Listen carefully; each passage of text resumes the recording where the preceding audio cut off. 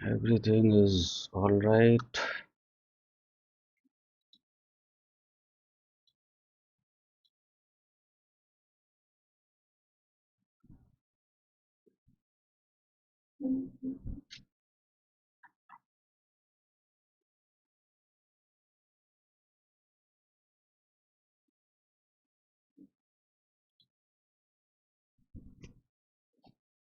Good morning.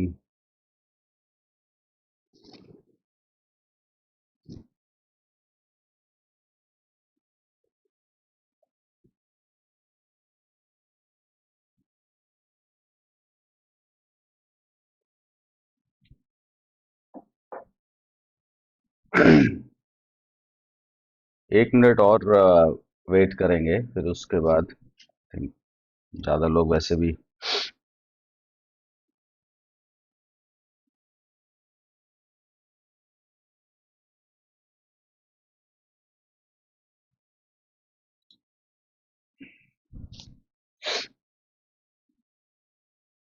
Good morning. Market analysis, untold stories, अलग अलग नाम।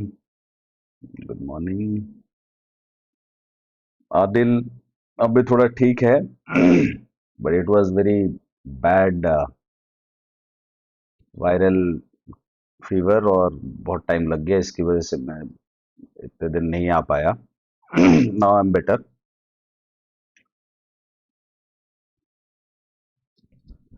ठीक है, आई थिंक स्टार्ट करते हैं। मोनाज ब्यूटी, गुड मॉर्निंग।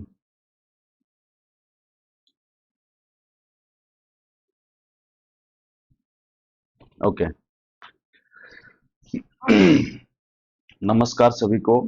और फर्स्ट ऑफ ऑल अपोलॉजीज की, 2 हफ्ते 3 हफ्ते मैं नहीं आ पाया because of my health issues. And आज के इस वीडियो में हम लोग बात करेंगे बिकॉज क्वार्टरली रिजल्ट्स आना चालू हो गए हैं। बहुत सारे स्टॉक्स अभी भी नहीं दिख रहे, मुझे एक या दो ही दिखे हैं। बट अभी आज अगर आप देखो तो 26 है, तो बहुत ज़्यादा टाइम भी नहीं हुआ है। तो मोस्टली इस वाले जो वीक आने वाला है या उसके आने वाले वीक में जो है काफ़ी स्टॉक्स आने चाहिए, ऑटो से रिलेटेड या कैपिटल गुड से रिलेटेड। एक सेक्टर और मुझे अच्छा लग रहा है जो इसको मैंने आज वाले एनालिसिस में ऐड किया है, उसके बारे में भी बात करेंगे।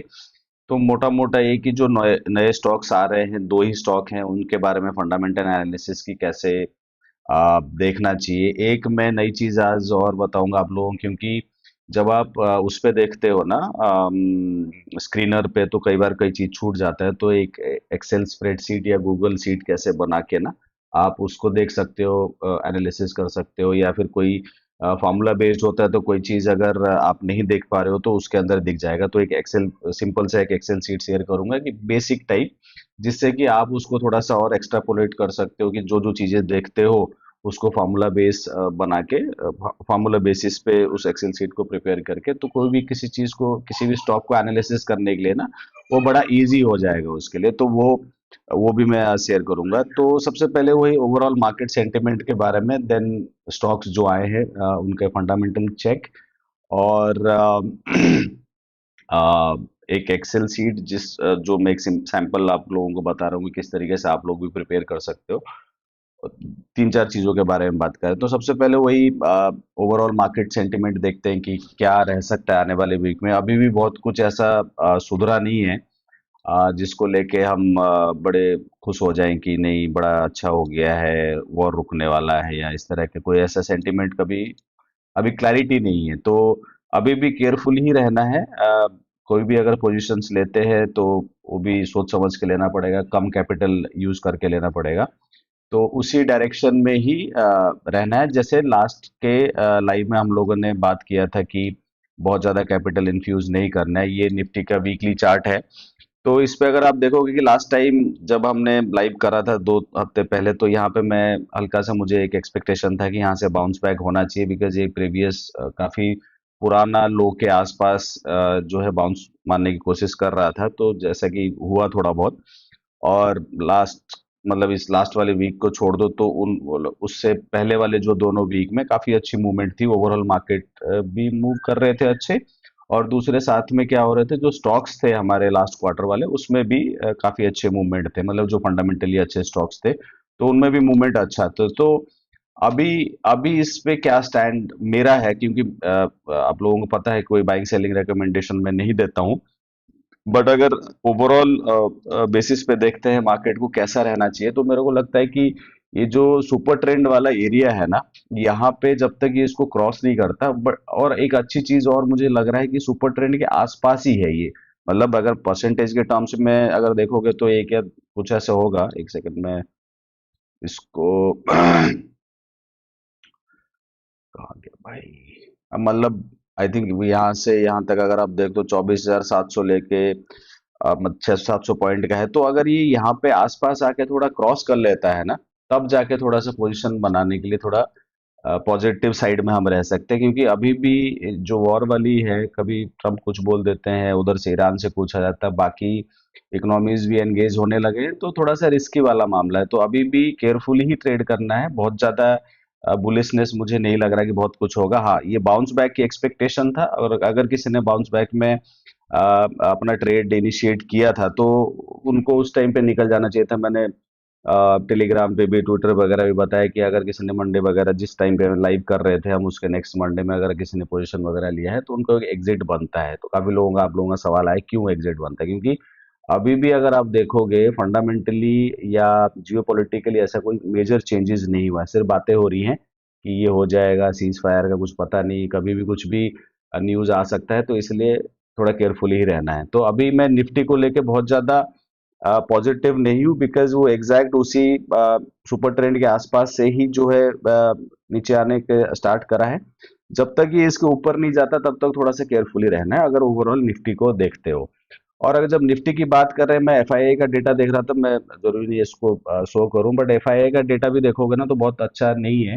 वो 1-1.5 लाख करीब का लास्ट वाले मंथ में बेच दिया था, और ये अप्रैल मंथ में भी अच्छा खासा 30-40 हजार करोड़, 25-30 हजार करोड़ के आसपास बेचा है उन लोगों ने।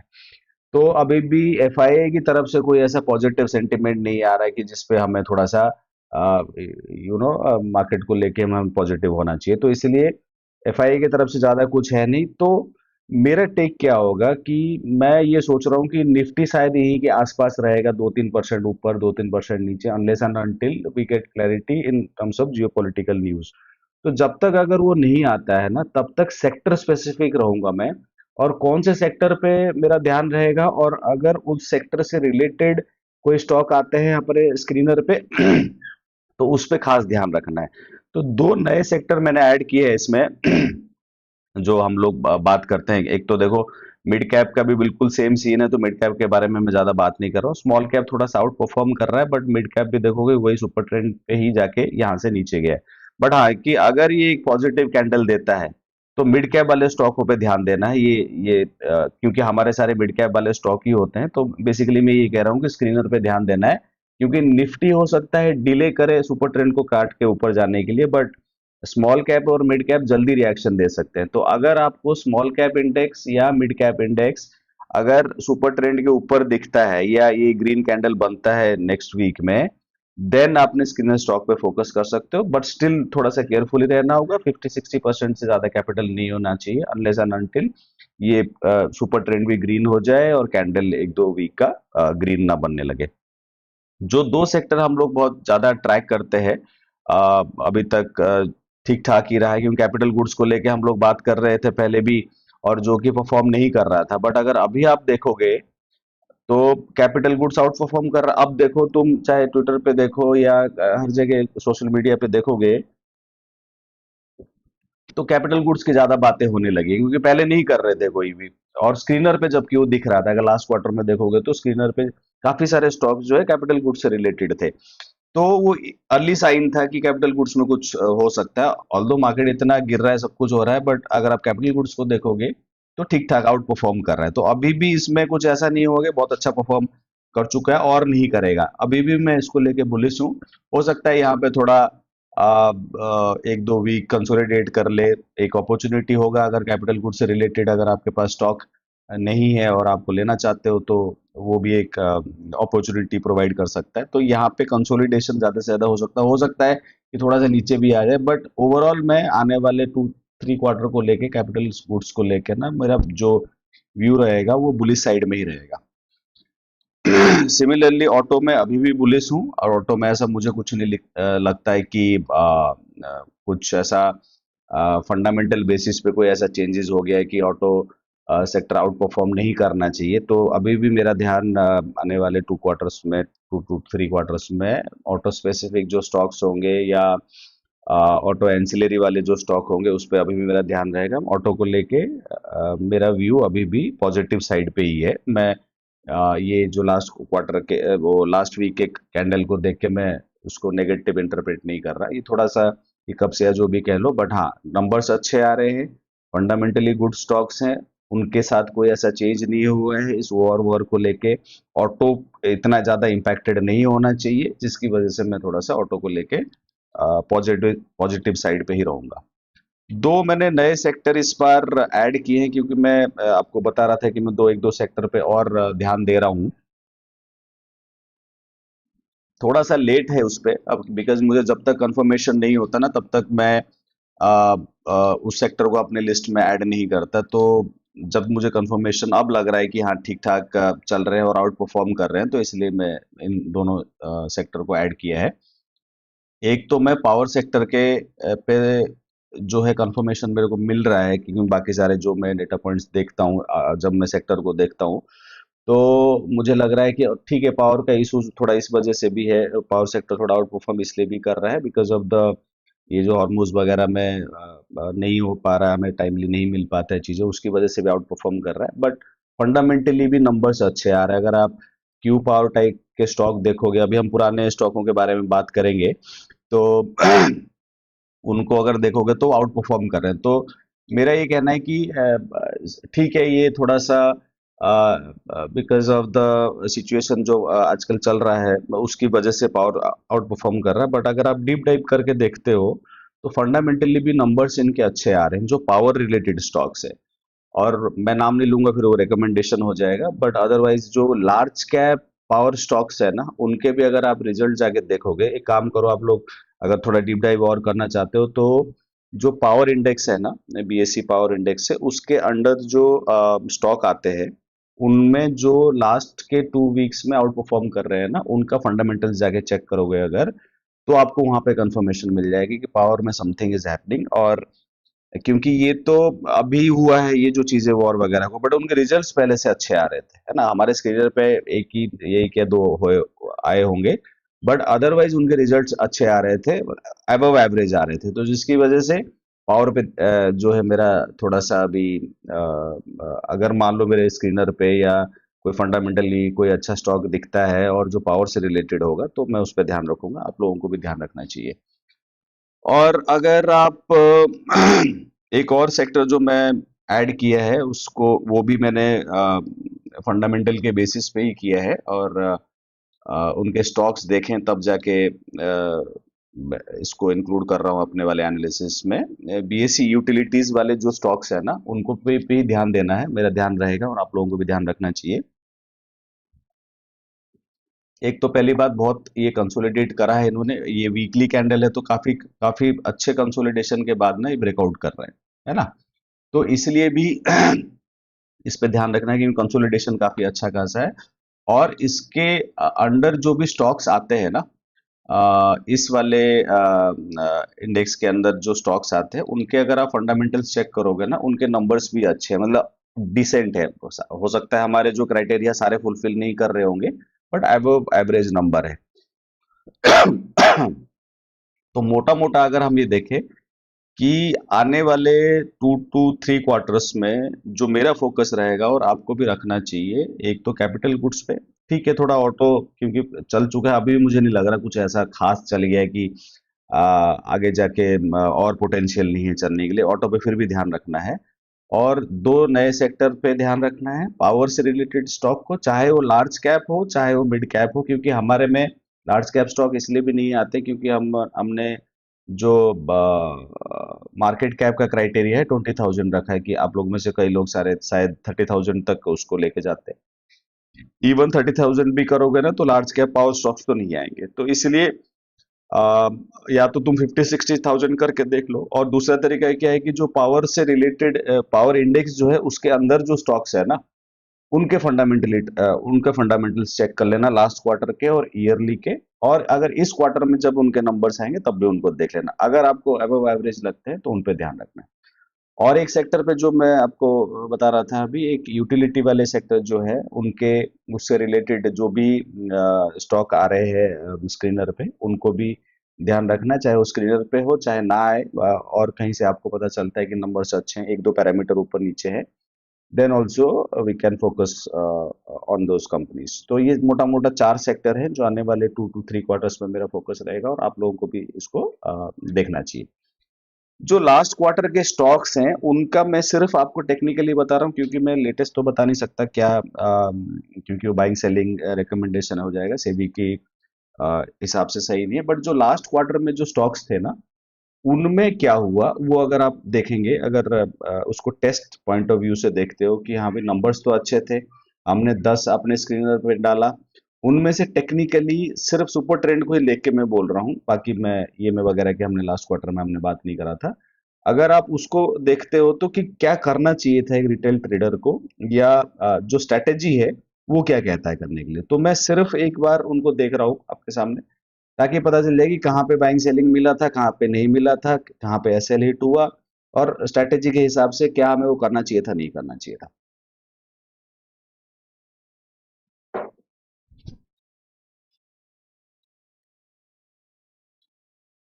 अगर आप ये देखो ये सारे स्टॉक थे, ये नीचे तो अभी वाला है, अगर आप इनको देखते हो तो टिप्स म्यूजिक को अगर आप डेली वाले पे देखो, बाद में जाके आउट परफॉर्म किया वो अलग बात है, बट एक बार इसने बीच में रिजल्ट, ये रिजल्ट वाला डेट है, इसके बाद एक बार यहाँ पे आया, दिया था पर एसएल हो गया, तो ये एसएल वाला था, तो 7-8% या जो भी 6-7% का एसएल था, तो एसएल हो गया अगर किसी ने इस पे ट्रेड लिया होगा। अब इस पे देखोगे तो शायद रिजल्ट के बाद ये आया नहीं था, क्योंकि बहुत दूर था तो इसलिए इसमें बन नहीं रहा था। फोर्स मोटर का रिजल्ट यहाँ पे था, यहाँ पे आया, बट उसने एसएल किया, 2-3 लोगों का मुझे नाम नहीं याद है, बट हाँ कमेंट्स वगैरह आए थे कि जो फोर्स मोटर में है एसएल हुआ, क्योंकि यहाँ पे बाइंग बन रहा था, क्योंकि बहुत ज्यादा रेंज है, 6 to 7% था, उसके बाद भी एसएल हुआ था। और उसके बाद देखो वो मतलब परफॉर्म ही नहीं करा। अगर मान लो किसी ने जबरदस्ती जिद पकड़ के बैठा हुआ होता कि नहीं नहीं मैंने तो ले लिया है, वो फंडामेंटल तो बहुत अच्छा है, तो सब कुछ अच्छा होगा इसके साथ, बट वो नहीं हुआ। अगर इतने इतने डेज तक बैठे रहते कुछ नहीं होता। तो इसीलिए मैं कहता हूँ कि जब ऐसे लाता है चुपचाप लेके निकल जाओ उसमें। हाँ ठीक है, अब टिप्स के साथ उल्टा हो गया अलग बात है, अगर ऐसे लेट हुआ फिर उसके बाद जाके क्रॉस हो गया होगा अलग बात है, बट रूल्स को तो फॉलो करना पड़ेगा ना प्रॉपरली। अब उसके बाद एचपीएल पे आओ, एचपीएल पे भी बना ही नहीं कहीं पे रिजल्ट के बाद, तो इसलिए इसको, क्योंकि वो सुपर ट्रेंड के नीचे ही था तो कोई ट्रेड ही नहीं बना। अगर आप सिक्का देखते हो तो सिक्का पे भी नहीं आया था, अगर आया होगा तो यहाँ पे कहीं आया होगा, बट ये भी एसएल हुआ, तो टोटल अभी 3 स्टॉक में जो है एसएल हुआ 6 to 7% के अराउंड मान। इसमें शायद इसमें पता नहीं इसको हमें मानने थे या नहीं मानने थे, मुझे याद नहीं है, क्योंकि क्लोज ऊपर होना चाहिए था, बट ये बिल्कुल ही सुपर ट्रेंड के ऊपर है तो इसको ट्रेड तो नहीं माना जाएगा। बट हाँ दो चीजें थोड़े से आउट परफॉर्म करे, ये जो है परफेक्ट एग्जांपल है लास्ट क्वार्टर का, अगर आप इसको देखते हो कि फंडामेंटली अच्छा था और रिजल्ट भी अच्छे आए, फंडामेंटली भी अच्छा था, और टेक्निकली एक इसने अपॉर्चुनिटी दिया जिसमें एसएल भी हिट नहीं हुआ, और उसके बाद फिर ऊपर जाने लगा, है ना। तो आप अपना 15% या जो भी है इसमें तो तुम कर ही सकते हो, बट हाँ कि एसएल अभी तक 3 चीजों में हिट हो चुके हैं, तो इसलिए प्रॉफिटेबल तो ओवरऑल बेसिस पे तो नहीं हुए होंगे। और इसमें भी क्या होता है, इसमें भी ऐसे लेट हुआ था, क्योंकि सिनारियो ऐसे थे, सब में ऐसे लेट हो रहे थे, तो 6-6% लेके निकल गए। अगर मान लो तुम 6-6% लेके एसएल निकले भी होगे, चार में कम से कम 6-7% का एसएल हिट हुआ है, कैपिटल के हिसाब से तो कम ही है ना, 10%। अगर आप 10% लगाते हो, 2% ऑफ कैपिटल अगर वो जा रहा है उसमें, तो आप हिसाब लगा लो कि बहुत ज्यादा लॉस नहीं हुए। सिमिलरली इसमें भी कोई ऐसा पता नहीं, हाँ इसमें भी आया था बट इसमें भी ऐसे लेट हुआ। तो चार पांच तो हो ही गए। दो चीजें जो है वो परफेक्टली काम करे, एक क्यू पावर वाला स्टॉक और दूसरा कौन सा, सिल्चर टेक। इन दोनों के अलावा सिल्चर टेक कैपिटल गुड्स का स्टॉक है और क्यू पावर जो है पावर का स्टॉक है, तो इसीलिए सेक्टरल थोड़ा थोड़ा देखना भी बहुत जरूरी है। अगर आप इस पर देखते हो, इसमें तो परफेक्टली काम किया है, काफी अच्छा रिटर्न है। अगर क्यू पावर और सिल्चर टेक के देखो, बाकी मोस्टली चार पांच में 10 में से चार पांच जो है एसएल ही टू है और दो सिर्फ काम किया है। तो अगर मोटा मोटा आप देखते हो, सबको कंबाइन करके एक्सेल में डाल कर देख लेना, ये कैलकुलेटर में डाल कर देख लेना, तो 3 से 4% के ऊपर लॉस नहीं होना चाहिए। अगर 5 के लॉस होता है और बाकी दोनों में अगर अच्छा 15% के आसपास का प्रॉफिट होता है, तो 3 to 4% का आसपास का क्या होना चाहिए था। पूरे क्वार्टर में 3 to 4% पे आप निकल जाते हैं, और अगर अदरवाइज बाकी लोगों से आप बात करोगे तो अच्छा खासा लॉस में थे। उसके बाद रिकवरी भी हुआ तो इतने भी रिकवर नहीं हुए। तो इसीलिए स्ट्रैटेजी को प्रॉपरली फॉलो करना बहुत जरूरी है कि अगर एसएल आता है तो एसएल भी लेंगे हम, और अगर स्ट्रैटेजी के साथ एसएल हिट नहीं होता है तो आप उसको लेते चलो, 15% के आसपास लेकर निकल जाओ। ठीक है, इस क्वार्टर में ऐसा हुआ, बट जरूरी नहीं कि हर क्वार्टर में ऐसा होगा। जो ये जो रेशियो है कि 5 बार एसएल हिट हुआ, 2 बार दो स्टॉक सिर्फ चले, बाकी पांच नहीं चले, तो ये हर क्वार्टर में नहीं होगा, उल्टा होगा। क्योंकि जो मेरा एक्सपीरियंस है स्ट्रैटेजी के साथ, कि चार पांच प्रॉफिटेबल होते हैं, एक दो एसेलेट होंगे, तो मोटा मोटा आप 8 to 10% या 12%, समटाइम 15%, आप ओवरऑल बेसिस पे, क्वार्टरली बेसिस पे पॉजिटिव होते हो। तो इसीलिए स्ट्रैटेजी को प्रॉपरली फॉलो करने के लिए बोलता हूँ। अब आते हैं हम लोग स्क्रीनर पे। अगर आप स्क्रीनर देखते हो तो सिर्फ दो ही स्टॉक आया है। रिफ्रेश कर देता हूँ, कुछ नया तो नहीं आया। टिप्स म्यूजिक का एज यूजुअल नंबर्स अच्छे हैं, हर क्वार्टर में अच्छे आते हैं। सिर्फ एक ही चीज मुझे दिखा, अगर यहाँ पे देखोगे तो कोई ऐसा मुझे प्रॉब्लम नहीं लग रहा, क्वार्टर ऑन क्वार्टर थोड़ा सा कम ग्रोथ है। अगर आप इस पे आते हो क्वार्टरली नंबर्स पे, तो ये हाईएस्ट है। और मैं क्वार्टर ऑन क्वार्टर को ज्यादा अहमियत क्यों नहीं दे रहा हूँ, क्योंकि हल्का सा ना इसमें सीजनैलिटी, अगर आप ये देखो, अब ये 94 से 104 हुआ है, तो सीजनैलिटी चेक करने के लिए हम क्या करते हैं, पुराना देखते हैं। तो पुराना मार्च वर्सेस दिसंबर देखो, फ्लैट हुआ करता था, एटलीस्ट थोड़ा सा तो ज्यादा है। और अगर आप इस वाले मार्च और दिसंबर का देखोगे तो कम आ रहा है। तो हमेशा से मार्च का नंबर दिसंबर के नंबर के आसपास रहता है या फिर उसके नीचे होता है, बट इस क्वार्टर में स्लाइटली अप है, तो ये इट्स अ गुड थिंग। और अगर आप मार्जिन देखोगे तो मार्जिन तो कम हुआ है, 79 74। इसमें मार्जिन में ना, वैसे अगर एवरेज देखते हो ना तो 70 प्लस का आसपास का रहता है, क्योंकि कभी 48 भी हो जाता है। अब ये देखो मार्च में ना 48 हुआ करता है, और हर मार्च में देखो 51, 48, 48 पर, इस बार 74 है। तो अगर आप क्वार्टर क्वार्टर के बेसिस पे हर मार्च के क्वार्टर को कंपेयर करोगे ना, तो मार्जिन बहुत अच्छे हैं, 74% है, क्योंकि 48 to 51% के रेंज में रहा करता था। तो ये अच्छा मार्जिन एक्सपेंशन माना जाएगा, ना कि कि कम हो गया मार्जिन। और नेट प्रॉफिट देखो तो हाईएस्ट तो नहीं है, क्योंकि ऑब्वियसली मार्च के नंबर जो है दिसंबर से कम होते हैं, या तो उसी के पैरेलल ही होते हैं। क्योंकि अब पुराना देखो, दिसंबर वर्सेस मार्च क्या था, प्रॉफिट कम था। अगर इसमें भी देखोगे दिसंबर वर्सेस मार्च क्या था, कम था, बट इस बार क्या है, एटलीस्ट फ्लैट है। तो कम होने से अच्छा क्या माना जाएगा, फ्लैट माना जाएगा। तो क्वार्टरली नंबर्स इसके अच्छे हैं टिप्स म्यूजिक के। एनुअल हमने पहले भी देखा हुआ है, हाईएस्ट है, मार्जिन भी हाईएस्ट है, और अगर आप नेट प्रॉफिट भी देखते हो वो भी हाईएस्ट है। तो तीनों क्राइटेरिया फुलफिल कर रहे हैं। अगर आप बैलेंस शीट पे जाते हो, बैलेंस शीट में अगर बोरोइंग्स देखते हो बहुत कम है कंपेयर टू इट सेल्स, तो इग्नोर कर सकते हैं। कैश फ्लोज पॉजिटिव है। और अगर आप इस पे आते हो, ये कुछ नया सेक्शन ऐड हुआ है, शायद पेड मेंबर के लिए होगा, कोई जरूरत नहीं है इसकी। और प्रोमोटर होल्डिंग काफी क्वार्टरों से 64.15 है, तो हम इसको बेस मान के चलेंगे, कोई दिक्कत नहीं है इसमें। एफ आई आईज अभी भी होल्ड कर रहे हैं 7.34 से, स्लाइटली बढ़ा है। अगर इस सिनारियो में बढ़ाया होगा तो थोड़ा बहुत कुछ होगा इनके। मुझे लगता है कि एक रीजन मैंने लास्ट वाले लाइव में भी बोला था टिप्स म्यूजिक को लेकर, उसको भी मैं अभी बताता हूँ। और फंडामेंटली सारे नंबर्स ठीक हैं, शेयर होल्डिंग पैटर्न भी ठीक है। तो अगर ओवरऑल देखोगे तो ठीक ठाक, ठीक ठाक नहीं, अच्छे नंबर्स है।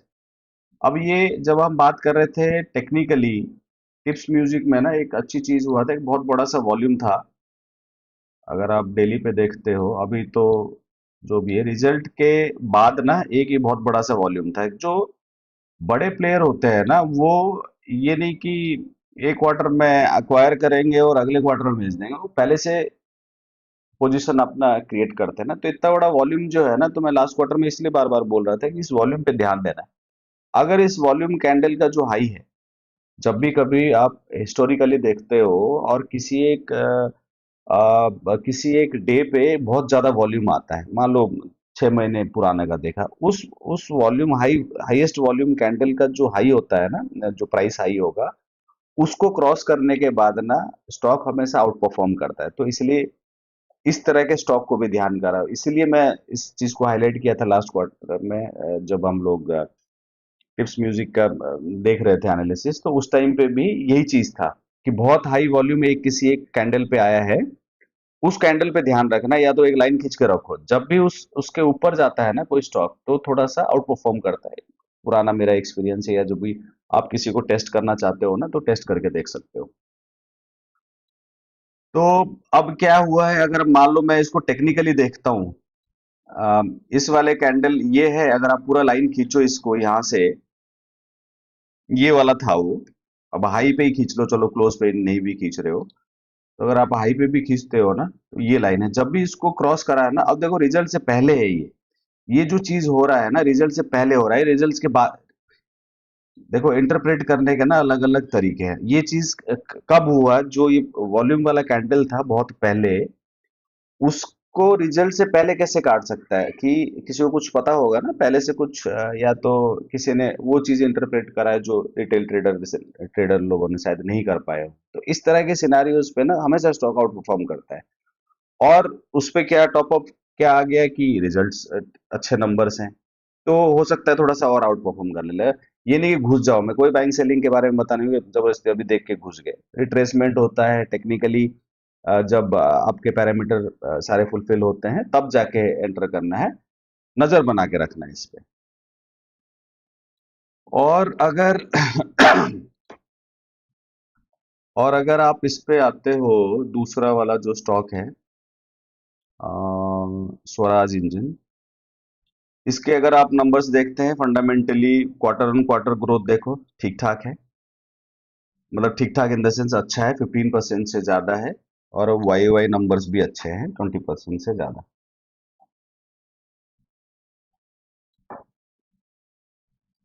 काफी अच्छा ट्रेंडिंग स्टॉक है, इसलिए मैं मेरा ध्यान रहता है ऑटो एंसिलरी वाले स्टॉक में, इसलिए वो लिस्ट में भी है, और फंडामेंटली भी इसको देखेंगे कि किस तरीके से नंबर्स आए। और सॉरी, ऑटो कह रहा हूँ, कैपिटल गुड्स का है, कैपिटल गुड्स नजर में है हमारे, तो इसलिए वो रहेगा। अगर इसके नंबर्स आप देखते हो तो हाईएस्ट है, क्राइटेरिया फुलफिल कर रहा है। सीजनैलिटी है नहीं, क्योंकि दिसंबर से मार्च का नंबर हमेशा ज्यादा आता है। ये देखो, दिसंबर से मार्च का नंबर ज्यादा, दिसंबर से मार्च का नंबर, तो अब इस बार भी ज्यादा है, और 15% से ज्यादा है, which is decent number. Operating margin ठीक है, 13-14% के रेंज में रहता है, अभी भी वैसे ही है। नेट प्रॉफिट देखते हो तो 55 है, वो भी हाईएस्ट है। तो तीनों के तीनों क्राइटेरिया फुलफिल कर रहे हैं, मार्जिन स्टेबल है, प्रॉफिट हाईएस्ट है, और वाई ओ वाई ग्रोथ भी अच्छा है, और क्वार्टर ऑन क्वार्टर ग्रोथ भी अच्छा है। और अगर आप एनुअली पहले भी हमने देखा हुआ है, तो ज्यादा देखने की जरूरत नहीं, हाईएस्ट है, मार्जिन भी स्टेबल है, और अगर आप नेट प्रॉफिट भी देखते हो वो भी हाईएस्ट है। अब वो देखो कि कुछ गड़बड़ तो कहीं नहीं है, अब वो देख लेते हैं। बोरोइंग्स 1 करोड़ का है, कंपेयर टू विथ सेल्स बहुत कम है, चलेगा, इसको हम इग्नोर कर सकते हैं। कैश फ्लोज पॉजिटिव है। और अगर आप आगे आते हो, प्रोमोटर होल्डिंग में ऐसा कुछ नहीं हुआ, स्लाइटली जो है क्या कहते हैं, एफ आई आई की वो कम हुआ है 0.25 के आसपास, और डी आई का भी थोड़ा कम हुआ है, और वो कहाँ गया, पब्लिक के पास। तो वो ठीक है, बहुत ज्यादा कोई ऐसा चेंजेस नहीं हो रहा है कि एफ आई आई ने 2% बेच दिया है, 1.5% अभी भी होल्ड करके बैठे हैं वो, तो ये इसको इतना बुरा नहीं माना जाएगा। तो इन टर्म्स ऑफ फंडामेंटल ये सारे क्राइटेरिया फुलफिल कर रहा है। सिर्फ एफ आई आई ने थोड़ा सा बेचा, उसको छोड़ दो, तो अदरवाइज नंबर्स अच्छे हैं, सेल्स ग्रोथ अच्छा है, प्रॉफिट ग्रोथ अच्छा है, मार्जिन स्टेबल है, और बोरोइंग्स ज़्यादा कुछ है नहीं, तो ऑल द पैरामीटर्स जो हम लोग ट्रैक करते हैं उसको फुलफिल कर रहा है। तो दोनों के दोनों स्टॉक अभी तक जो आए हैं इन पे नजर रखना है, फंडामेंटली अच्छे हैं, हमारे क्राइटेरिया फुलफिल कर रहे हैं, बट हाँ कि कोई ये बाइंग सेलिंग रिकमेंडेशन इसको मत मानना प्लीज। और अपने जो भी टेक्निकल आप लोग यूज करते हो, चाहे वो सुपर ट्रेंड हो, चाहे वो आप ये में यूज करते हो, या फिर वो जो हम 20 और 100 वाला करते हैं, उनमें से किसी में अगर क्राइटेरिया पे सेट बैठता है विद द एसएल, सब कुछ सोच समझ के कंसल्ट करके तभी जाके ही एंट्री लेना है इसमें। एक एक्सेल सीट के बारे में बात कर रहा था, मैं बता देता हूँ। एक सिंपल सा, अब पता नहीं आप लोगों के लिए हेल्पफुल होगा या नहीं होगा, बट अब मैंने कहा चलो देखते हैं कि क्या इसको आप करते हो। तो मैंने कुछ नहीं किया है कि ये एक सिंपल सा, ये अगर गूगल सीट है और ओ से लेके ना, यहाँ पे मैंने कुछ फॉर्मूले लगा रखे हैं। सिंपल फॉर्मूला है कि अगर क्वार्टर ऑन क्वार्टर ग्रोथ है तो ये वर्सेस ये कितना ग्रोथ है, वाई ओ वाई ग्रोथ है तो मार्च वर्सेस मार्च कितना ग्रोथ है, और मैंने कि हाईएस्ट है या नहीं उसके लिए एक फॉर्मूला लगा दिया है कि अगर हाईएस्ट होगा तभी यस आ जाए, नहीं तो नो आ जाए लिखा हुआ। और सिमिलरली ऑपरेटिंग प्रॉफिट के लिए लगाया है मैंने, और मार्जिन के लिए भी एक फॉर्मूला लगाया है कि क्वार्टर ऑन क्वार्टर में क्या चेंज हुआ है, माइनस होगा क्योंकि मार्जिन वर्सेस मार्जिन है दोनों परसेंटेज के टर्म्स पे, और मार्च वर्सेस मार्च किया हुआ, ये दोनों नंबर है, अगर हाईएस्ट है तब भी यस बता दे, ठीक है।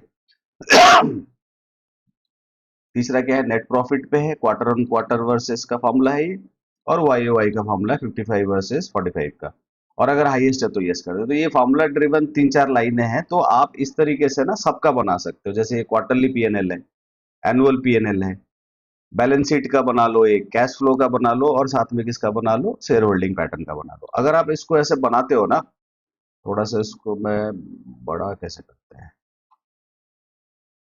वैसे ही ठीक है, क्योंकि मैं वैल्यू पेस्ट करना होगा तो मैं बताता हूँ कैसे करना है। तो मैंने जहाँ पे ये ग्रीन कलर कर रखा है ना, आपको कुछ नहीं करना। जैसे स्वराज इंजन के बारे में हमें देखना है कि भाई नंबर्स, मतलब कई बार क्या होता है ना, इंटरप्रेट करते टाइम हम लोग मिस कर जाते हैं।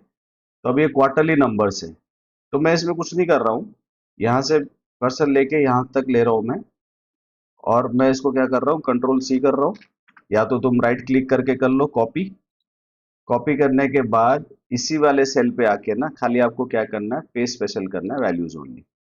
तो ये अपने आप कैलकुलेट हो जाएगा। अगर आपको सारी चीजें ग्रीन दिख रही है तो इसका मतलब सारे क्राइटेरिया फुलफिल हो रहे हैं, और आपका कोई एडिशनल वो है तो आप उसमें भी डाल सकते हो। सिमिलरली क्वार्टरली के बाद क्या करेंगे, हम एनुअल का डाल देंगे। तो एनुअल के लिए ये मैं इसको सिंपल कॉपी कर रहा हूँ यहाँ से यहाँ तक, राइट क्लिक किया, कॉपी, फिर मैं यहाँ पे जाके उसको क्या कर रहा हूँ, वैल्यू पेस्ट कर रहा हूँ। तो इससे रिलेटेड जो कैलकुलेशन तुमने बनाए होंगे तो यहाँ पे आ जाएंगे। तो ये किस लिए होता है, क्योंकि विजुअली चीजें ना, हो सकता है कि जब आप स्क्रीनर पे देख रहे होगे ना तो मिस हो सकते हैं। अब सिमिलरली मैं उसका बताता हूँ, ये तो पहले से शायद सेम पेज था, अब टिप्स का देख लो। अब टिप्स पे मैं गया, क्वार्टरली रिजल्ट से मैं यहाँ से सीधा कॉपी कर रहा हूँ पूरा, राइट क्लिक, कॉपी, और मैं यहाँ जा रहा हूँ, वैल्यू पेस्ट किया मैं। अब देखो इसमें अभी तो हमें दिख गया था, तो मैंने कहा कि नहीं मार्जिन कम है ना। बट अगर आप वाई वाई देखते हो ना, 26% है। अब ये चीज ना उसमें मिस हो जाएगा जब आप क्या कर रहे होगे। मान लो आप क्या कर रहे हो, स्क्रीनर को ऐसे देख के कर रहे हो, तो ये मिस हो जाएगा कि अच्छा, बोलोगे यार मार्जिन डाउन है, पॉइंट मतलब 5% ना, मार्जिन पिछले क्वार्टर से डाउन है तो गड़बड़ है। बट अगर तुमने एक्सेल में ऐसे करा होगा और एक ही चीज तुमको रेट दिख रहा है, तो तुम उसमें जाके डीप डाइव कर सकते हो। वाई ओ वाई अच्छा, वाई ओ वाई मार्जिन में इंप्रूवमेंट है, बट हाँ क्वार्टर ऑन क्वार्टर गिर गया है। तो वो इस तरह की चीजों को विजुअलाइज करने के लिए ना एक्सेल यूज कर लो, या फिर मैंने तो गूगल शीट पे करा है, आप एक्सेल पे भी कर सकते हो। सिंपली वही करना है, पूरे टेबल को कॉपी करो और पेस्ट करो, फॉर्मूला लगा के रखो आगे। एक क्वार्टरली पीएनएल, एक आपका एनुअल, और cash flow, share holding pattern, और अगर और कोई आपको पैरामीटर लगता है कि यार जो उसका कैश फ्लो है वो पॉजिटिव होना चाहिए, या फिर जैसे उसका रिटर्न ऑन कैपिटल एम्प्लॉयड इतना परसेंट से ज्यादा होना चाहिए, ऑल्दो हमने उसमें डाला हुआ है पैरामीटर में, कोई ओवर एंड एबव कोई पैरामीटर देखना चाहते हो, बाय कैलकुलेशन देखना चाहते हो कि इसका डेप्रिसिएशन उसका इतना परसेंट होना चाहिए, तो उसका एक फॉर्मूला वहां डाल के रखो। तो जब आप सिर्फ कॉपी पेस्ट उसको करते हो ना, तो कैलकुलेट होके आ जाएगा सारी चीजें। तो उसको आप देखेंगे कि यार सब तो ग्रीन है इसमें, तो इसका मतलब ज्यादा मुझे वहां इंटरप्रेट करने की जरूरत नहीं।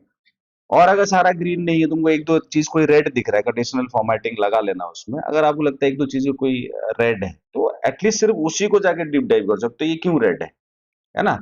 तो वो इजी करने के लिए मैंने एक सैंपल आप लोगों को बताया। ऐसा कुछ नहीं है कि ऐसे ही करना है, आप अपने तरफ से जैसा भी ठीक लगे। बट हाँ, कि इस तरीके से एक स्प्रेडशीट बना सकते हैं। और मैं क्या करता हूँ कि मान लो अगर मुझे इस तरह के डेटा फिल करना है, मुश्किल से 2 मिनट्स लगेगा, एक जगह पे करूंगा और दूसरा एक शीट बना के ना इनको लिंक करके आप रख सकते हो ओवरऑल व्यू के लिए, कि एवरीथिंग इज चेक्ड और सारे के सारे यस है, तो ये फंडामेंटली गुड स्टॉक है, वॉच लिस्ट में जाना चाहिए करके।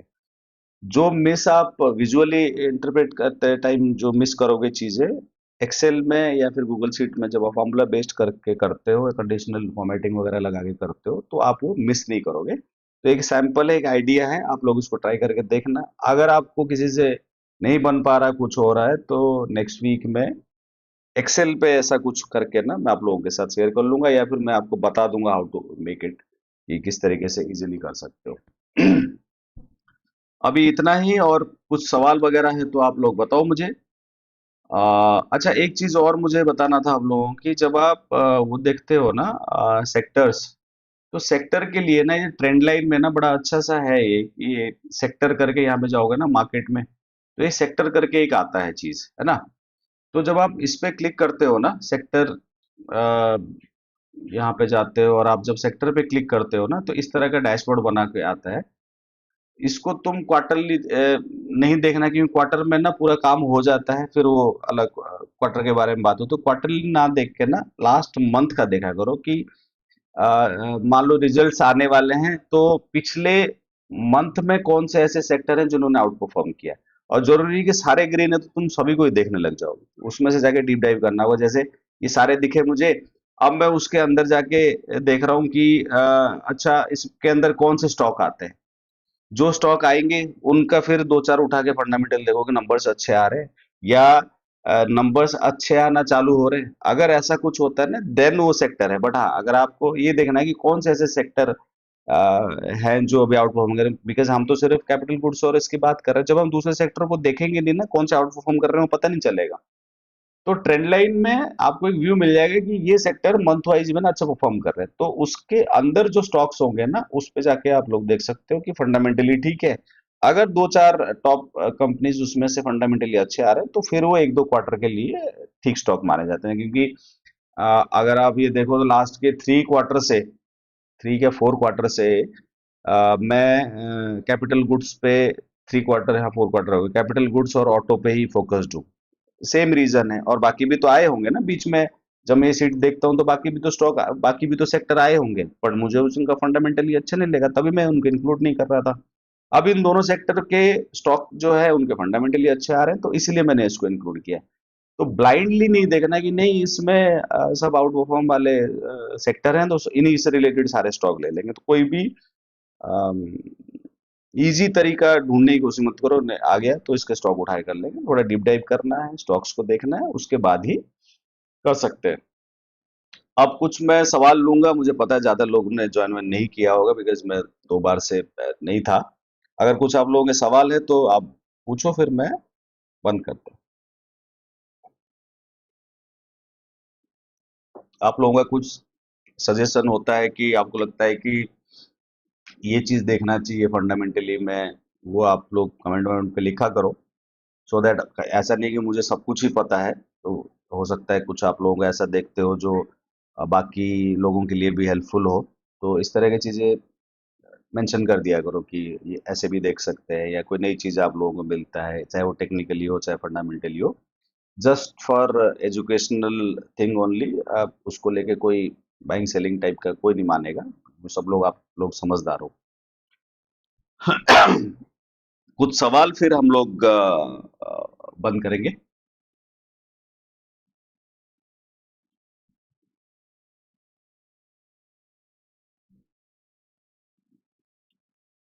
सुशील कुमार, जय Hind sir. Surjit good morning. Akash Batra, good morning. हम्म,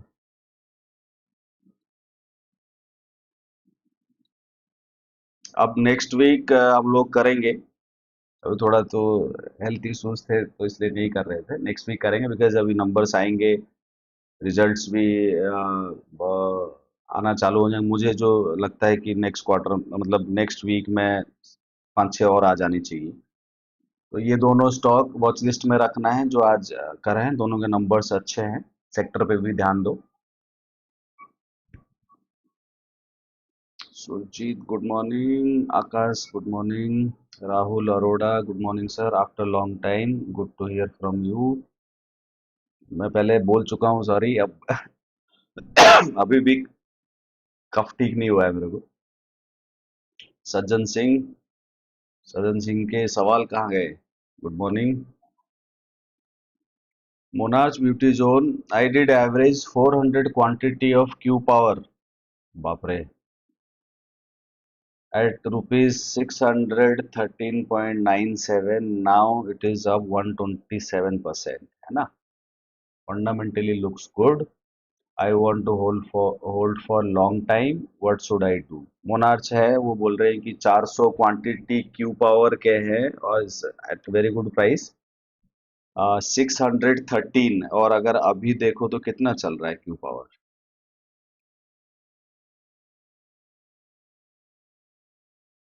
1396 है ना। और नो स्काई जोन पे है ये। तो ये पूछना चाह रहे हैं कि लॉन्ग टर्म के लिए होल्ड करना है, व्हाट शुड आई डू? देखो, अगर प्रैक्टिकल में बताऊं आपको, तो you should exit 50% of this unit, जो भी आपने जब भी लिया होगा। 400 में से ना 200 अगर आप कर लेते हो। और ठीक है, थोड़ा सा पावर का अभी इसलिए भी बातें चल रहा है क्योंकि स्कैरिसिटी है पावर का और हर जगह पावर की बातें हो रही है, तो एक रीजन वो है। बट हाँ, इतना बढ़िया प्रॉफिट को ना कभी भी पूरे क्वांटिटी पे नहीं होल्ड करना चाहिए। अगर मान लो आपके पास 1000 है, 2000 है, तो आधा तो एटलीस्ट बुक कर दो और आधा को छोड़ दो। उस पर रिस्क लिया जा सकता है। फिर आपका लॉन्ग टर्म व्यू है तो बहुत बढ़िया है। तो जब भी आप कोई चीज लेते हो और 100% से ऊपर आ जाता है ना, I think you are up by 127%, बहुत ज्यादा होता है ये।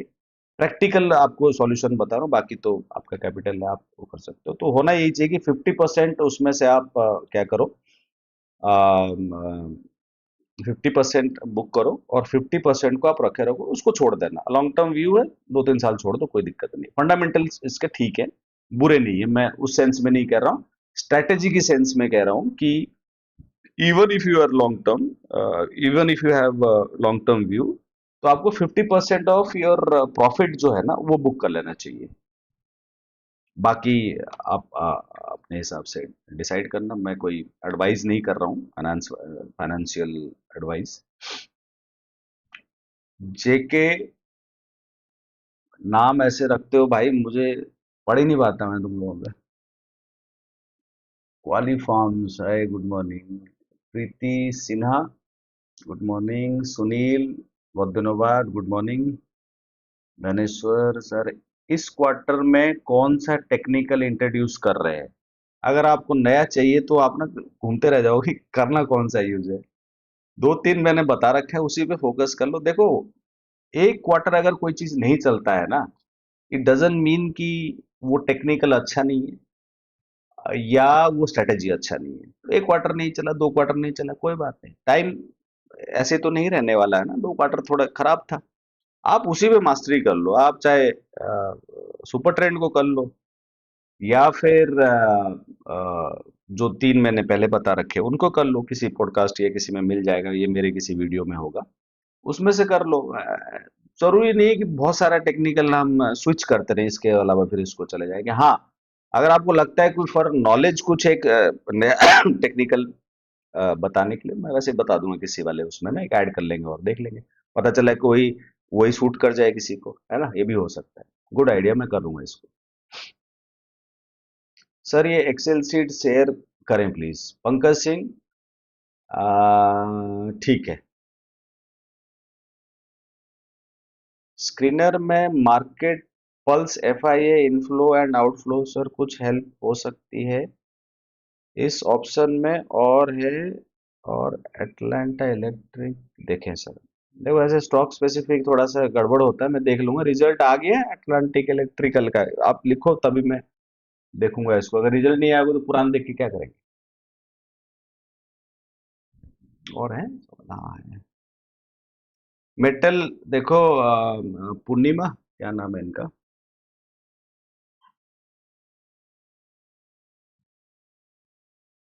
अच्छा मैं आदिल के बता रहा हूँ पहले। स्क्रीनर में मार्केट पल्स, एफआईआई, इनफ्लो और आउटफ्लो सर कुछ हेल्प हो सकती है। देखो अगर तुम एफआईआई के वो देखना चाहते हो ना, तो वो ट्रेंड लाइन वाला जो है ना, वो बढ़िया तरीके से दिखाते हैं कि डेली बेसिस पे क्या बाइंग सेलिंग हो रही है। और मैं लास्ट वीडियो में, शायद हर वीडियो में मैं एफआई की जब बातें कर रहा था, तो उसमें प्रॉपरली दिखाते हैं कि क्या ट्रेंड है। तो वो इनफ्लो उसमें देखा करो। बट हाँ, क्योंकि तुम बाइंग सेलिंग कैश वाले अपनी स्ट्रैटेजी है, तो उसका कैश ही देखा करो। वो एफएनओ में क्या कर रहे हैं, किसमें क्या कर रहे हैं, वो ठीक है, उनको लोगों को इंटरप्रेट करने दो। बट तुम कैश में देखा करो, क्योंकि कैश में जब कोई चीज खरीदते हैं ना, they take time to exit. ऐसा नहीं कि आज कैश में कर दिया कल बेच दिया। और वो जो हम बाइंग सेलिंग नंबर देखते हैं कि हाँ किसी ने खरीदा किसी ने बेचा, बेचने वाले ज्यादा हैं तब वो नेगेटिव दिखता है। बट हाँ, कैश को ही देखना है। और ट्रेड लाइन वाला जो पोर्टल है ना, उसमें अच्छे से दिख जाता है, उसमें देख लिया करो। अटलांटा में देखता हूँ समय होगा तो। मेटल एंड माइनिंग सेक्टर कैसा है? पुनींदु कुमार। अब वो मेटल सेक्टर भी अच्छा है, मेटल एंड माइनिंग अच्छा है, बट कंपेयर टू अदर जो मैं चार सेक्टर बोल रहा हूँ, ये ज्यादा अच्छे लग रहे हैं। मेटल अच्छा है क्योंकि रीजन आपको पता ही है मेटल किस लिए चल रहा है ना। तो बट हाँ, कि ऐसा भी नहीं है कि मेटल खराब है। अबव एवरेज परफॉर्म कर रहे हैं, स्टॉक्स भी अच्छा परफॉर्म कर रहे हैं, तो ध्यान रख सकते हो अगर आपको इन चारों के अलावा किसी और सेक्टर पे जाना है। Good sector to watch out for. Asra, Asra Kamad Khan, please share link for Google sheet. मैं भेजता हूँ आपको, इसी पे लिंक भेज दूंगा। किसी और ने भी पूछा है इसके लिए, बट आपको उसमें क्रिएटिव होना पड़ेगा, आपको देखना पड़ेगा। ये मत सोचो ऐसे ही होगा तो ऐसे पेस्ट कर दूंगा, बाकी चीजें नहीं देखूंगा। और करना है तुमको, बैलेंस शीट भी डालो, सब डालो, फॉर्मूला वमला लगाओ उस पे। कितने लोगों ने एक्सेल शीट के बारे में पूछा है?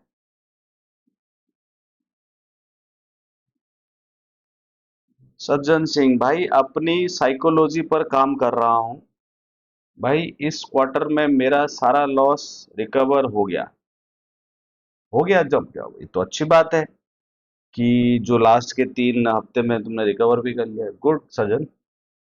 और साइकोलॉजी पे बिल्कुल काम करना चाहिए। साइकोलॉजी देखो, मैं ऐसे किसी यूट्यूब वाले भाई को अपने नहीं बोलूंगा कुछ, वो ठीक है साइकोलॉजी है। बट आप जब कोई चीज को ना क्या कहते हैं, सिस्टमेटिक कर लेते हो ना, इवन आपका साइकोलॉजी, देखो साइकोलॉजी ना बड़ा माइंड वाला चीज है, जिस पे आपका भी कंट्रोल नहीं आएगा।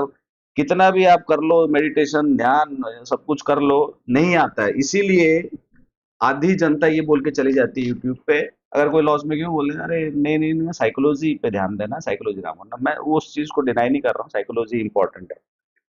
But as a human being ना कहीं हम फंसेंगे। अब बहुत सारा पैसा लगा दिया है, किसी से लेके लगा रखा है, पता नहीं क्या क्या करते हैं लोग, अंतन चीजें लोन लेके, पता नहीं क्या, क्यों उनको इतनी जल्दी अमीर बनना है। तो वहां तुम्हारा साइकोलॉजी डगमगाएगा। तुम जो मर्जी कर लो, मेडिटेशन कर लो, ये कर लो, ठीक है। बट जब आप एक सिस्टम फॉलो करते हो ना सज्जन, जब आप सिस्टम फॉलो करते हो ना, system in the sense calculative, कि अच्छा ये देखूंगा, यहाँ लूंगा, यहाँ, तो फिर साइकोलॉजी तुम्हारा अगर हिला भी हुआ है ना, तब भी तुम बचोगे बढ़िया से। तो साइकोलॉजी पे काम करो, बट साथ साथ टेक्निक पे भी काम करना है ना। जो चीज हम, जिस चीज पे हमारा कंट्रोल नहीं है, उस पे, उससे बचने के लिए सिस्टम पे जब चीजें चीजें डाल देते हो तो फिर बच जाते हो। अच्छी बात है, साइकोलॉजी पे भी काम करना चाहिए। Sunil, thanks for YouTube live sir. Sir आपका बुक और आपकी सेवी लाइसेंस, अब हम पीछे पड़ गया हूँ मैं बिल्कुल, हाथ धो के सब आ जाएंगे दोनों चीजें एक साथ। थैंक्स भाई इतनी अच्छी स्ट्रेटेजी बताने के लिए सज्जन, thank you. Preeti Sinha, sir Gabriel पर अपना टेक्निकल व्यू प्लीज। गैब्रियल एक बार देख लेते हैं, कोई अटलांटा भी बोला था, मैं दोनों देख लेता हूँ, बट कोई बाइंग सेलिंग रिकमेंडेशन नहीं है। 25-30 यूट्यूब चैनल लास्ट वीक में ही डिलीट हुए हैं, तुम चाहते हो ये वाला भी डिलीट हो जाए तब मेरे को ये सब पूछा करो। पहले मैं देखूंगा अटलांटा, अटलांटा इलेक्ट्रिकल, वाह बहुत बढ़िया चार्ट है, बट अगर मैं इसको अटलांटा, अब मैं इसी एक्सेल को ही टेस्ट मार लेते हैं, ठीक है, इसमें नंबर ज्यादा होंगे नहीं तो नहीं होगा ना, पूरे नंबर होने चाहिए एक्सेल सीट के लिए। अगर इस पे देखते हो तो हाईएस्ट है, और कोई सीजनलिटी मुझे, हाँ मतलब सीजनलिटी था तब भी ये ज़्यादा है इसमें। मार्जिन्स ठीक है, प्रॉफिट ठीक है, हाईएस्ट ही है प्रॉफिट, एनुअल भी नंबर्स, सेल्स अच्छा है, प्रॉफिट भी अच्छा है, ये सब कुछ अच्छा है, तो अपने स्क्रीनर पे क्यों नहीं आया, किसी को पता चलेगा तो मुझे बता देना। ऊपर ही देख लेते हैं, आर ओ सी वगैरह भी सब ठीक है, पी भी ठीक, पी तो चलो हमारे उसमें होता नहीं है। और क्या है इसमें, नंबर्स तो ठीक लग रहे हैं इसके, और बोरोइंग्स 362 है, हो सकता है बोरोइंग एक रीजन हो, और बिकॉज सेल्स के हिसाब से ना थोड़ा ज्यादा है, 20% से भी ऊपर है, कैश फ्लोज पॉजिटिव है, और क्या, शेयर होल्डिंग पैटर्न भी अच्छा है, हो सकता है बोरोइंग का एक केस हो, और किसी को कुछ पता चलता तो बताना, वैसे on face of it numbers अच्छे हैं इसके। और किसी ने मुझे पूछा गैब्रियल,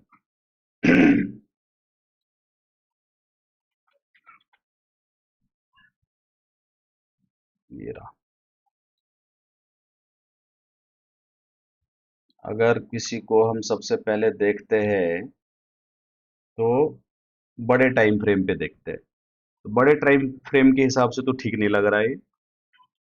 अब डेली वाले में क्या है, डेली वाले में अभी ऊपर गया है, देखो अगर बड़े टाइम फ्रेम पे ऊपर होता ना तब तो ज़्यादा अच्छा होता, बट हाँ डेली टाइम फ्रेम पे भी वैसा कुछ नहीं है, कभी कंसोलिडेट कहीं पे भी कुछ हो रहा है। इसका फंडामेंटल देख लेना, अगर इस क्वार्टर में नंबर्स ठीक ठाक आए तो ठीक है, अदरवाइज छोड़ सकते हैं।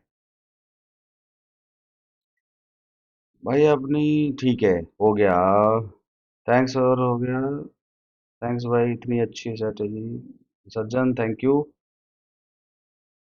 सर गैब्रियल पर अपना टेक्निकल नाम बता दिया मैंने, और मुझे याद है कि मुझे अभी ज़्यादा कॉन्फिडेंस में नहीं आना है, बहुत सही बात पकड़ी है तुमने सज्जन। अभी मैं और वेट करूंगा कि इस स्ट्रेटेजी को मास्टर करने के बाद कैपिटल इंक्रीज करूंगा, बहुत अच्छी सोच।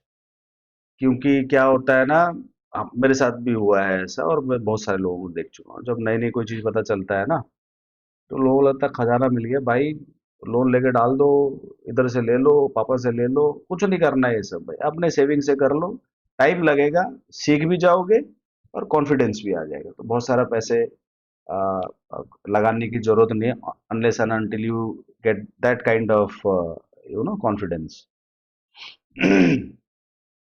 बहुत अच्छी बात है। सर ईटीएफ में इन्वेस्ट करते हैं क्या धनेश्वर, मैंने बुक में एक चैप्टर लिखा है ईटीएफ के बारे में, और अगर आप लोग बोलो कमेंट्स पे कि ईटीएफ पे हमें बताओ, क्योंकि हर बंदा स्टॉक पे क्या कहते हैं ध्यान नहीं दे पाते, फंडामेंटल नहीं देख पाते, तो ईटीएफ पे भी एक अच्छी स्ट्रैटेजी है, सिंपल ईएमए वाली स्ट्रैटेजी है, जो आम जनता अच्छे से यूज कर सकता, बहुत ज्यादा ट्रैकिंग की जरूरत नहीं है, सिंपल सा स्ट्रैटेजी, अगर आप लोग लिखते हो तो फिर हम मैं इस पे बताऊंगा। और एक चीज बता रहा हूँ, जब ईटीएफ की बात हुई है तो ये जो लास्ट के 2 महीने था ईटीएफ में, लॉन्ग टर्म व्यू के हिसाब से लेने का बहुत बढ़िया टाइम था। अभी भी अगर किसी को मौका मिलता है वीकली बेसिस पे, निफ्टी आपको बहुत नीचे मिलता है ना, तो ईटीएफ एक अच्छा इंस्ट्रूमेंट है इन्वेस्ट करने के लिए लॉन्ग टर्म व्यू के साथ। और कौन है? एक एक सवाल कुछ और है। कोई स्टॉक 20% सर्किट से 10% 5% सर्किट आ रहा है। सर एक्चुअली सर्किट क्या है? ये सेबी अपने रिस्क प्रोफाइल के हिसाब से चेंज करता रहता है ना। उसमें ज्यादा ऐसा कुछ रॉकेट साइंस नहीं है। किसी में भी देखते हैं ज्यादा बहुत ज्यादा वॉलेटिलिटी हो रही है उसमें, तो उसका सर्किट रिड्यूस कर देते हैं। अब एफएनओ में तो स्टॉकों में सर्किट ही नहीं होता, वो 30-40% भी बढ़ सकते हैं गिर सकते हैं। और जो छोटे कंपनीज होते हैं कम मार्केट साइज और जिसमें सेबी को ये लगता है कि इसमें मैनिपुलेशन हो सकता है, रिटेल ट्रेडर को बहुत ज्यादा लॉस हो सकता है, कुछ हो सकता है, तो उस केस में वो क्या करते हैं कि नहीं नहीं इसका सर्किट कम करो, नहीं तो एक ही दिन में पता नहीं रिटेल पूरा ही साफ हो जाएगा ना कैपिटल। तो वो तो अच्छी चीज है अगर किसी को स्ट्रिक्टली वो टाइट करते हैं कि नहीं सर्किट इससे ज्यादा नहीं होना चाहिए। ओके। सुब्रत, बहुत दिनों बाद, जय जगन्नाथ। अभी तो मैं ठीक हूँ थोड़ा सा, अभी भी गला थोड़ा सा बैठा हुआ है। सर क्या एमटीएफ और ट्रेडिंग करना सही है? एमटीएफ क्या होता है? मैं तो कभी किया नहीं। ईटीएफ तो सुना है मैंने, एमटीएफ कुछ नया है, क्या पता मुझे नहीं पता हो। चेक कर लूंगा, बट मैं ऐसा कुछ नहीं करता एमटीएफ ना। मैं ऑप्शन फ्यूचर ऑप्शन नहीं करता क्योंकि बहुत अपने हाथ जला चुका हूं मैं। और मैं इंट्राडे नहीं करता, ओनली पोजिशनल ईटीएफ वगैरह। और बाकी इंस्ट्रूमेंट में चाहे बॉन्ड ले लो कुछ ले लो वो सब मैं करता हूँ, बट जो हाई रिस्क इंस्ट्रूमेंट है उस पर तो मैं बिल्कुल नहीं करता। अभी जो ऑप्शन से रिलेटेड जो सारी चीजें आ रही हैं, जो इतना स्ट्रिक्टनेस हो रहा है, वो रिटेल को बचाने के लिए ही है। और जितनी जल्दी आप लोग समझ जाओ कि फ्यूचर ऑप्शन से जितनी जल्दी बच के इस तरीके से स्लो एंड स्टेडी पैसे कमाने वाला टाइप का स्ट्रेटेजी पे ध्यान दोगे उतना अच्छा आपके लिए। हम जैसे लोगों को बहुत टाइम लगा ये चीज सीखने के लिए, 7-8 साल, 6-7 साल लॉस वॉस खाने के बाद। और अगर जल्दी सीख जाते हो तो अच्छी बात है। और मुझे नहीं लगता ज्यादा कुछ कमेंट्स हैं नेक्स्ट वीक में, है कुछ? पता नहीं, डिले डिले ना हो।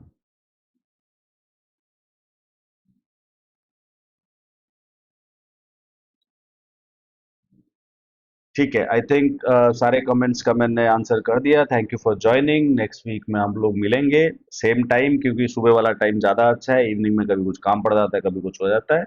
Sunday 11 every week. और नए क्वार्टर के जो मतलब जो क्वार्टर चले गया उसके जो स्क्रीनर पे नए स्टॉक्स आएंगे उन्हीं पे एनालिसिस। और एक्सेल सीट में आप लोगों को